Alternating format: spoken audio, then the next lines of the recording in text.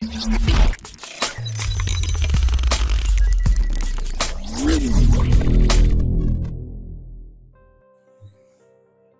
Guys, welcome to my channel graphic creative TV. Like பண்ணுங்கள், share பண்ணுங்கள், comment பண்ணுங்கள்.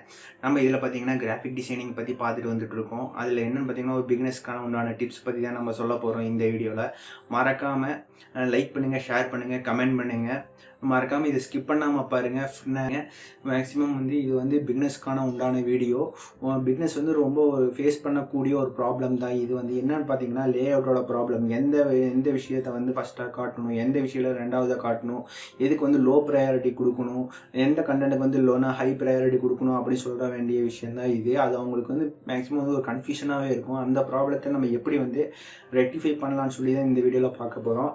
அதுக்கு முன்னாடி ஒரு ஃபோட்டோகிராஃபியில் ஒரு பேசிக்கான கம்போசிஷன் டெக்னிக் தான் ரூல் ஆஃப் தேர்டுங்கிற விஷயம். இந்த விஷயம் ரொம்ப பழைய விஷயந்தான். ஆனால் இது இப்போ வரைக்கும் சக்ஸஸ்ஃபுல்லாக இருக்கிற டெக்னிக் ஒன்று. லேண்ட்ஸ்கேப் ஆர் போர்ட்ரேட், இந்த ஃபோட்டோஸில் நீங்கள் எடுத்து பார்த்தீங்கன்னாவே தெரிஞ்சிடும் உங்களுக்கு. அதில் பார்த்தீங்கன்னா எப்பவுமே ஃபோட்டோகிராஃபரான ஃபோக்கஸ் பண்ணக்கூடிய விஷயத்தை என்ன ரைட் சைடு இல்லைன்னா லெஃப்ட் சைடு இதுக்குள்ளே தான் வைப்பாங்க. சென்ட்ரல் அவ்வளோவா வைக்க மாட்டாங்க. ஏன்னு கேட்டிங்கன்னா நம்ம ஒரு கன்சியூமராக வியூ பண்ணையில் பார்த்தீங்கன்னா அது எப்பவுமே நம்ம கண்ணு ஒரு லெஃப்ட் சைடு இருக்கான், ஒரு லெஃப்ட் வியூ அந்த இதுக்கு போகும், இல்லை ரைட் சைடு அந்த இதுக்கு போய் எப்பவுமே சென்டர் டக்குன்னு சென்டர் இருக்கையில் அட்ராக்ட் பண்ணாது. இதனால தான் எப்பவுமே அவங்க ரைட்டு டாப்பு இல்லைன்னா லெஃப்ட் டாப்பு இல்லைன்னா பாட்டம் இந்த இதில் தான் வச்சு அவங்க ஃபோட்டோகிராஃப் எடுப்பாங்க. நீங்கள் மேக்ஸிமம் இதுக்கு ஒரு பெஸ்ட்டான எக்ஸாம்பிள் பார்த்தீங்கன்னா டிவி இன்டர்வியூ எடுத்துக்கோங்க. எப்பவுமே இந்த நியூஸ் இதெல்லாம் பார்த்தீங்கன்னா உங்கள் கேமரா எப்பவுமே கிராஸ் வியூவில் தான் இருக்கும். லெஃப்ட்லேருந்து ரைட்டு இல்லைன்னா ரைட்லேருந்து லெஃப்ட் இந்த இதில் தான் போகும்.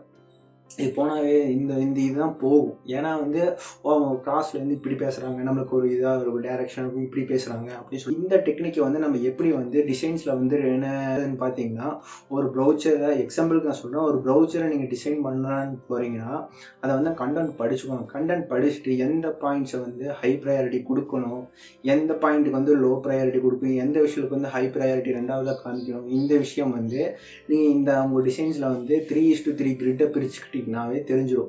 அது இன்டர்செக்ட் ஆகிற ப்ளஸ் பாயிண்ட்ல நீங்கள் அதை வச்சிங்கனாவே உங்கள் மேக்ஸிமம் உங்களோட டிசைன்ஸை ஈஸியாக கன்வே பண்ண வேண்டிய விஷயத்தை ஈஸியாக கன்சியூமருக்கு கன்வே பண்ணிடலாம்.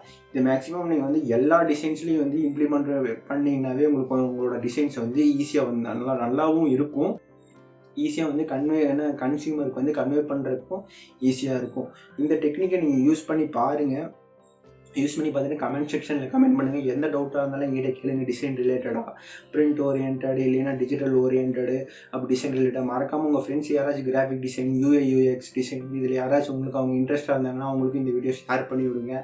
மறக்காமல் நான் உங்கள் கடைசியாக ஒரு 2 வீடியோ போட்டிருந்தேன். அது என்னென்னு பார்த்தீங்கன்னா ஒரு பிஸ்னஸ்க்கான ஒரு டிப்ஸ் ஒன்று கொடுத்தேன். அதுக்கப்புறம் பேசிக்காக ஒரு PC பில்ட் பண்ணணும்னு கொடுத்தேன். அந்த லிங்க் பார்த்தீங்கன்னா இந்த சைடு ஐ பட்டன் கிளிக் பண்ணிங்கனாவே இருக்கும். அங்கே போய் கிளிக் பண்ணி பார்த்துட்டு அதுக்கும் பாருங்கள். பேசிக்காக ஒரு கிராஃபிக் டிசைனிங்கான PC பில்ட் பண்ணுறத பற்றி போட்டிருப்பேன். நீங்கள் அதில் போய் பாருங்கள். அந்த PC தான் நானும் ஒர்க் பண்ணிகிட்டு இருக்கேன். அதோட ரிவ்யூ கூட ஒருத்தர் கேட்டார். அதோட யூஸிங் ரிவ்யூ போடுங்க அப்படின்னு சொல்லியிருந்து எனக்கு டைம் கிடைக்காதங்காட்டி போட முடியல. சரி, நான் அதுக்கு டைம் கிடைக்கணும். அது நான் உங்களுக்கு போடுறேன். மறக்காமல் இதை லைக் பண்ணுங்கள், ஷேர் பண்ணுங்கள், கமெண்ட் பண்ணுங்கள். உங்கள் ஃப்ரெண்ட்ஸுக்கும் ஷேர் பண்ணி விடுங்க. இதே மாதிரி வீடியோவில் மீண்டும் சந்திப்போம். தேங்க்யூ.